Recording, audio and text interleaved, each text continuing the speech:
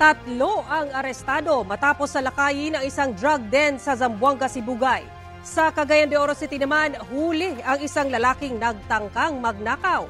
Ang mainit na balita hatid ni Cyril Chavez ng GMA Regional TV 1 Mindanao. Arestado ang isang lalaki matapos tangkang pagnakawan ang isang karinderya sa Cagayan de Oro City. Base sa investigasyon, bumili ang lalaki ng ulam nitong Martes ng umaga.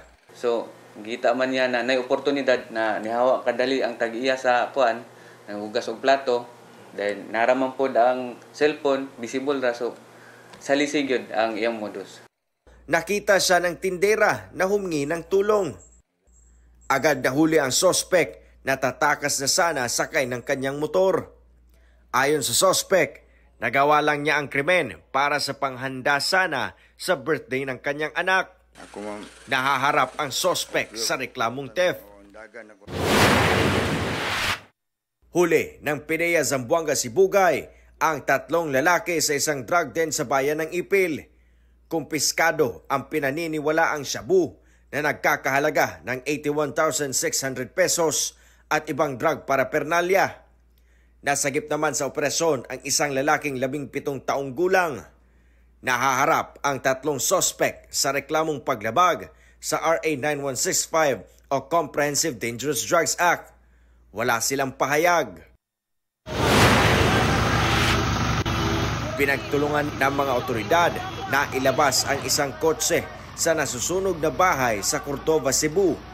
Tanging ang caretaker lang ang nasa bahay noon.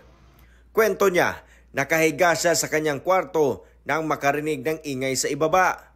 Napansin niya na lang din ang maitim na usok na umabot na sa kanyang kwarto. Kanya nga bintana ka ng pinakalas. Dira ko nilayat.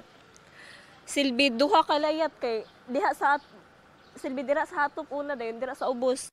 Nagtamo siya ng sugat. Tinitingnan ang anggulong problema sa electrical outlet bilang sanhi ng apoy. Mula sa GMA Regional TV 1 Mindanao, Cyril Chavez nagbabalita para sa GMA Integrated News. Kapuso, alamin ang maiinit na balita. Bisitahin at mag-subscribe sa GMA Integrated News sa YouTube. Sa mga kapuso abroad, samahan niyo kami sa GMA Pinoy TV at sa www.gmanews.tv.